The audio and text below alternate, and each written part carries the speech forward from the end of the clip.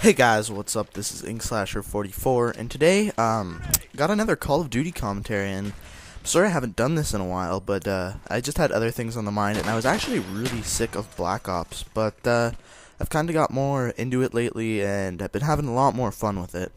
So, there's a few things I'd like to talk about today. First of all, why I haven't been playing this game in a while, and then also, I want to talk about, controlling the power buildings. And once I get to explaining that, you'll see what I mean.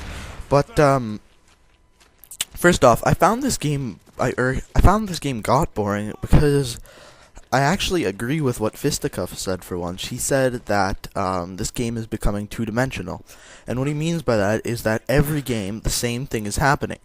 And for example, this game I'm using the AK-47U, one of the most used guns in this game, and the other two would be the Galil and the FAMAS.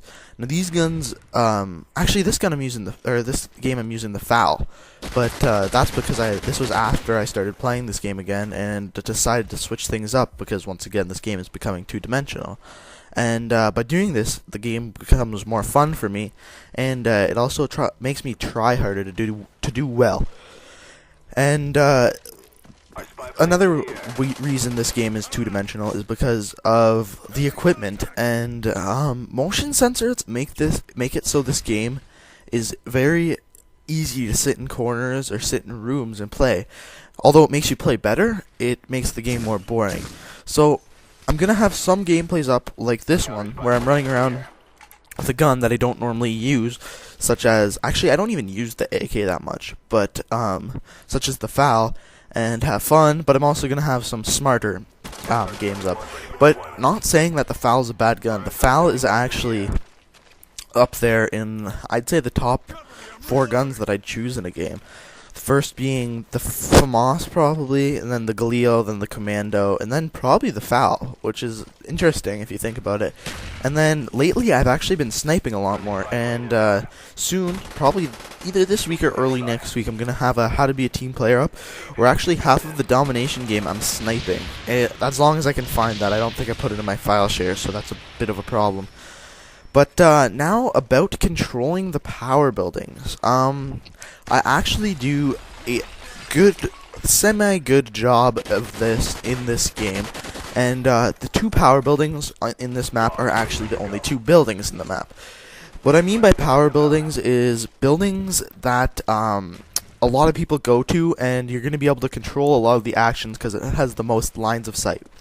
So, for an example, this is probably the map with the best examples in the entire game, are that building that I just came out of, and actually I can't really see my screen right now, but the building, the 2 big buildings basically, and those 2 are really easy to control. The one I'm in right now is one example of it, and then the one on the opposite side. Now, a less obvious example of it is on map, what's it called, Havana. There are the 2 buildings. One of them is the hotel, and the other one I think is the other hotel. And basically, by controlling these 2 buildings, you can control the entire action on the entire map. And on a game type like Domination, where on a map like Havana or Grid, where the B flag is in between the 2 power buildings, it is extremely easy to win a game just by controlling the power buildings. Now, if you have 2 good players on your team, you can send 1 player to each power building and control the game. Now, a lot of the times, if you're playing by yourself, you're not going to be able to do that. So, what I did in this game is controlled a point between the 2 power buildings. And what I did is I controlled the power grid, as I call it, the area I'm flying over right now. I controlled that area a lot, basically because it has a lot of cover, and it's in the back of the map, and I could control everything in front of me really easily. Now, that being said, I did use the buildings a lot, and another thing I did was be really patient. Like, I knew there was people above me. I knew I wouldn't have been able to get them just by running into that building with like a chicken with my head cut off. And right here, I throw down a motion sensor, and I don't really use it at all, but this right here is a good way to control a building. What I do here, and it's not necessarily that I'm in the building, I'm just not letting them go into the power building.